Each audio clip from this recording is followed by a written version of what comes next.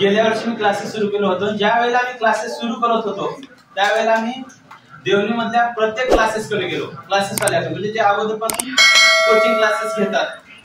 तर मला असं कळालं देवणी मधून की सपोर्ट व्यवस्थित नाही, कलेक्शन व्यवस्थित होत नाही, किंवा हे बेसिक स्पोकन हे देवणी मध्ये चालणार नाही असं मला असं मोटिवेट कुठे भेटलं नाही. पण मी येत असताना इनर मोटिवेट होतो, म्हणजे माझं मी स्वतः मोटिवेट होतो. आणि त्यानंतर मी क्लासेस सुरू केलो. आता इथं 2-3 मुलं आहेत. कंप्लीट 3 महिने घरून डब्बा घेणे, क्लासला येणे, डब्बा जेवणे, परत जाणे, करेक्ट 3 महिने एकही ऍडमिशन झाला नाही. तरी पण दररोज क्लासला यायचं, संडेला देखील क्लासला यायचं. ऑफिस उघडायचं, दिवसभर बसायचं, 3 विद्यार्थ्यांना शिकवायचं. 3 विद्यार्थी म्हणजे आमच्याच गावचे, 3हीलाही गाडीवर आणायचं, दिवसभर त्यांना बसून घ्यायचं, शिकवायचं, जायचं. त्यानंतर योगायोग झाला, पुन्हा 10-12 लेक्चर भेटले मला, माझी पहिली बॅच व्यवस्थित झाली. यानंतर कुठेतरी वाटायचं की आपल्याला किंवा पॉझिटिव्ह आपल्याला रिस्पॉन्स भेटत आहे. आणि हळूहळू मग मी पॉझिटिव्ह होत गेलो आणि पुढे मला ऍडमिशन मिळू लागले. मग कोणी विद्यार्थी गरीब असतो, कोणी फीस कमी भरतो, कोणी एखादी असा असतो तो भरतच नाही, बरोबर आहे. परंतु मला असं दाखवून द्यायचं आहे की लोक म्हणतात ना इथे हे चालत नाही, इथे हे चालत नाही. आपण जर चेंज केलो तर सगळीकडे काहीही चालतंय, बरोबर आहे. आज मी माझ्या क्लासेसला शिकवतो, माझ्या क्लासेसच्या सोबत दुसऱ्या 4 क्लासेसला शिकवतो. आणि असं कधीच झालं नाही की 4 क्लासेसला शिकवत असताना ह्या क्लासेसचा विद्यार्थी त्या क्लासेसमध्ये किंवा तिथला एक ऍडमिशन इकडे गेलं, असं कधीच होत नाही. कारण त्यांना सगळ्यांना माहित आहे, चव्हाणचं रिजन न्यूट्रल पर्सन, की असं कुठे तुम्ही क्लासेसवर बघितलं का, कुठल्या कार्यक्रमात बघितलं ह्या क्लासेसचे बी संचालक आहेत, त्या क्लासेसचे बी संचालक आहेत, दुसऱ्या क्लासेसचे पण संचालक आहेत. 3ऱ्या 4थ्यांना पण 5व्यांना पण मी आमंत्रण दिलं होतं, ते योगायोग आले नाही. परंतु हे जे काही स्पर्धा आहे ही स्पर्धा गुणवत्तेतून असावी असं मला वाटतंय. काही क्लासेसवाले असं करतात की हे क्लासेस बरं नाही, हे करू नको, ते करू नको, अशा जे काय आहे ते नसावं. तर गुणवत्तेतून क्लासेसमध्ये स्पर्धा असावी असं मला वाटतंय. आणि हळूहळू देवणीमध्ये आता हे पॅटर्न राबवायला या ठिकाणी सुरुवात होत आहे आणि आपण करणार आहोत. कारण बाहेर कसं आहे माहिती का, स्पेशलायझेशन कशाला म्हणतात. आता समजा तुम्ही लातूरला ऍडमिशन घ्यायला गेलो, सायन्स म्हणलं तर तिथं एकच नाव निघतंय, मामडगे सर. इंग्लिश म्हणलं तर काय होतंय, ढगे सर. संस्कृत म्हणलं तर स्वामी सर. विज्ञान म्हणलं तर मामडगे सर. आता हे काय, कारण तिथे स्पेशलायझेशन आहे. मग इथं बरेच पालक असं म्हणत होते सर तुम्ही गणित घ्या, मॅथ घ्या, इंग्रजी घ्या, मॅथ घ्या, सायन्स घ्या, सगळं तुम्हीच घ्या. आणि इथं अगोदर बऱ्याच क्लासेसवाल्यांनी तशी प्रथा पाडलेली होती की मी गणित पण शिकवतो, विज्ञान पण शिकवतो आणि सायन्स पण शिकवतो. हे शक्य आहे का? नाही, इट इज नॉट पॉसिबल. ते पॉसिबल नाही. त्यामुळे एक स्पेशलायझेशन असावं, एका विषयाचं एक त्या विषयाचं योग्य मार्गदर्शन मिळावं विद्यार्थ्यांना. म्हणून मी सेपरेट इंग्लिश अकॅडमी ओपन केली. त्यानंतर मी असं सांगितलं क्लासेसवाल्या की जिथं तुम्हाला गरज पडेल मी येईल, इंग्रजीसाठी फक्त, दुसऱ्या विषयाला मी शिकू शकत नाही किंवा तेवढं नॉलेज आपल्याकडे त्या विषयाचं नाही. शिकवायचं म्हणजे कुठलाही एखादा विषय युट्यूबवर 1-2 व्हिडिओ बघून कोणी शिकू शकते. पण मला असं वाटतं की त्या विद्यार्थ्याला त्या विषयातलं पूर्ण जर मिळत असेल तरच आपण ते शिकवावं, नाहीतर शिकवायचं नाही. कारण आपल्याला हे जे आहेत ह्या सगळ्या मुलांना कुठेतरी यशस्वी होताना बघायचं आहे.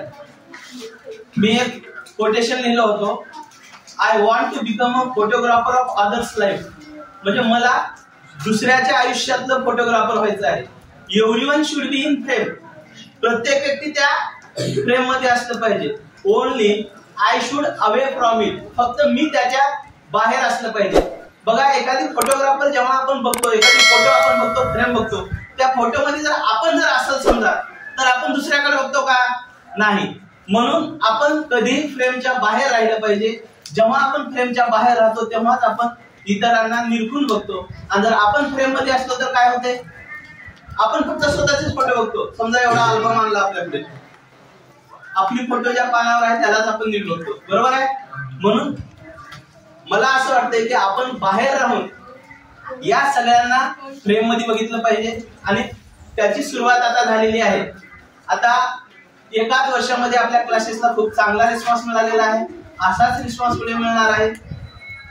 असंच पुढे हा हॉल नाही तर त्याच्यापेक्षा मोठा, याच्यानंतर असे पुढच्या वर्षीचा कार्यक्रम आपला हॉलमध्ये नव्हता कुठतर मंगल कार्यालयामध्ये, त्याच्या पुढच्या वर्षीचा कुठतर मोठ्या ह्याच्यामध्ये होईल. आणि हे होणार 3 विद्यार्थ्यांपासून जर आज 120 आसपास जर विद्यार्थी येऊ शकतात एका वर्षात, तर हे जर रेशो जर आपण जर धरलो तर खूप प्रोग्रेस आपली होणार आहे. आणि हे जे काही सर्व आहे हे विद्यार्थी आणि आमच्या क्लासेसचा जो काही स्टाफ आहे त्यामुळे हे सर्व आहे. काही बघा, तुम्ही वर्गामध्ये वाक्य करत होतो तेव्हा मी सांगायचं, काय सांगायचं तुम्हाला, हात दुखतंय म्हणायचं तुम्ही, बरोबर आहे. तर बघा, हात कुणाचं दुखतंय, जे ऑर्डिनरी लोक आहेत त्यांचा हात दुखतंय. आपण काय आहोत, एक्स्ट्रा ऑर्डिनरी, म्हणजे आपल्यामध्ये काहीतरी वेगळं आहे. त्याचबरोबर कमरवाडीचे माझ्याकडे सर 31 ऍडमिशन झाले आणि एक 4 दिवस त्याच्यातले 5-6 पोरं आले बॅच केले. त्यानंतर मी जेव्हा त्यांची परिस्थिती पाहिली येण्या जाण्याचा वगैरे किंवा वाहनाचा वगैरे, त्यावेळेला मी म्हणजे दुपारी सकाळी 6ला माझी बॅच असायची, 6 ते 7:30, 7:30 ते 9, 9 ते 10:30, 10:30 पर्यंत 3 बॅचेस घ्यायचं मी 1.5 तासाच्या. त्याच्यानंतर जे 11 ते 2 हा वेळ आहे हा आरामसाठी ठेवला होतो मी, म्हणजे ह्या वेळेत आपण काय करावं, दुपारी रेस्ट करावं. परंतु जेव्हा ह्या विद्यार्थ्यांची परेशानी बघितलं मी, तेव्हा मी म्हणलो आता रेस्ट करायचं नाही, तर काय करावं, 11 ते 2 हे वेळ आपण काय करूया, कमरवाडीला देऊया. आणि तिथे गेलो सर, तिथे गेल्याच्यानंतर योगायोगानं आम्हाला एक हॉल मिळाला, ते पण वरच्या मजल्यावर, ते पण पत्राची खोली. त्याच्यामध्ये इतकी गरमी असायची, एवढी हिट असायची की आता अशा उन्हाळ्यामध्ये दुपारी 11 ते 2 त्या हॉलमध्ये बसावं लागायचं. आणि त्याच्यामध्ये बसणं हे कॉमन माणसाला शक्य नाही. मग मी लेकरांना तेच म्हणायचं, वी आर एक्स्ट्रा ऑर्डिनरी, आपण कॉमन आहोत.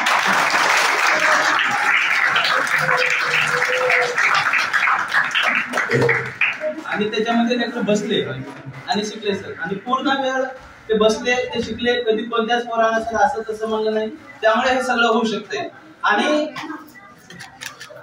ह्या सगळ्याला आपल्यामध्ये काहीतरी एक्स्ट्रा काहीतरी पाहिजे, त्याच्याशिवाय हे होतंय का, नाही. मग आपण we are extraordinary person, आपण काहीतरी एक्स्ट्रा आहोत हे आपण जगाला दाखवून दिलं पाहिजे. आणि आपण अशाच पद्धतीनं पुढच्या भविष्यामध्ये असंच तुम्ही केलं पाहिजे. क्रिएटिव्ह क्लासेसचे जे दार आहेत ते तुमच्यासाठी बंद झालेले नाहीत. तुम्ही कधीही क्लासेसला या. आता काही मुली 10वीच्या आहेत, 10वी झालेल्या आहेत, सर 10वी नंतर आम्ही काय करावं, आम्हाला हे करायचं आहे, कुठे करावं, कोण योग्य आहे. तर तुम्हाला पूर्ण कुठेपर्यंतही असू द्या, तुम्हाला सपोर्ट आम्ही करायला तयार आहोत.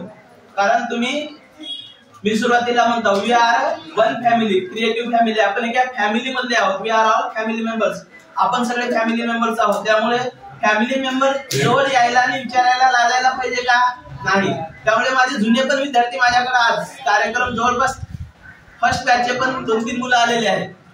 कारण आपण सगळे एक आहोत हे त्यांना माहित आहे. हे त्यांना त्या 2 महिन्यामध्ये वाटलं होतं.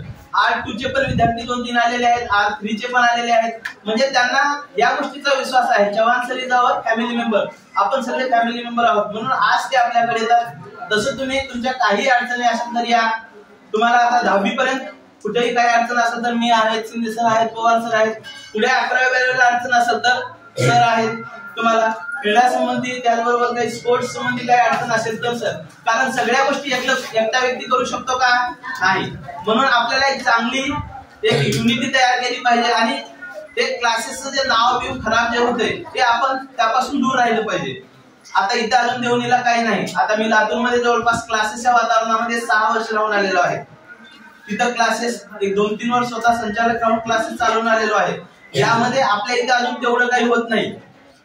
तिथं क्लासेसवाल्याला बंदूक ठेवावं लागते सोबत, 4-5 बॉडीगार्ड ठेवावे लागतात. कारण कोण कधी अपहरण करेल. अविनाश चव्हाण प्रकरण माहित असेल तुम्हाला, मारून टाकलं त्या व्यक्तीला फक्त स्पर्धेतून.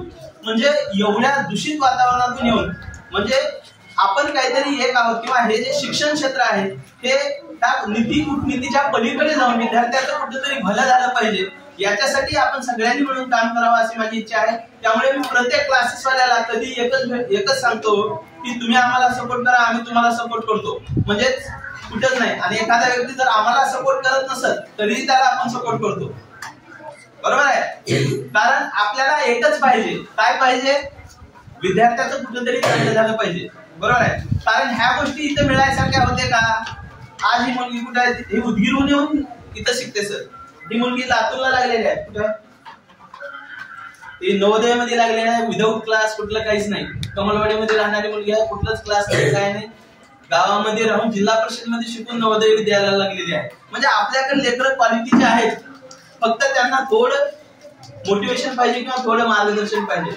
आता ही मुलगी आता 5th आलेली मुलगी एन के रुद्राणी, तिला ऐकू येत नाही सर, तरी पण ती क्लासेस मधून 6वी आलेली आहे.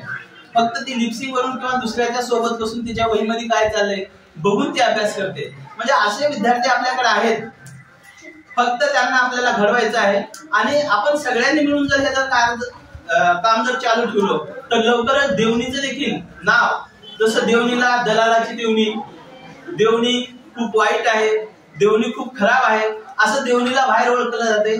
ते देवणी पॅटर्न आपण असं जर काम जर चालू ठेवलं तर लवकरच देवणीचं एक एज्युकेशन पॅटर्न सेपरेट तयार होईल. आणि याच्यासाठी आपल्या सर्वांची गरज आहे आणि आपण सगळ्यांनी मिळून हे केलं पाहिजे.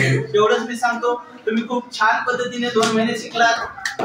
कधीच कोणी विद्यार्थ्यांमध्ये भांडण किंवा असा प्रकार वाईट प्रकार आपल्या क्लासमध्ये झाला नाही, याचे देखील मला खूप छान वाटते. खूप छान पद्धतीने तुम्ही बॅच केला.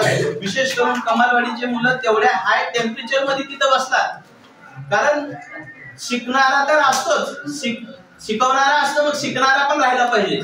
मग तुम्ही तिथं शिकलात, कारण आमच्यात इथं देवणीमध्ये स्लॅबची हॉल असताना पुढे फॅन चालू असताना थोडं मागे असलेले मुलं म्हणायचे सर इथे एक फॅन बसवा. तुम्ही विदाऊट फॅन तशा हाय टेम्परेचर मध्ये शिकलात. खरंच तुम्ही खूप ग्रेट आहात. एवढं बोलून मी या ठिकाणी माझं मनोगत थांबवतो आणि यानंतर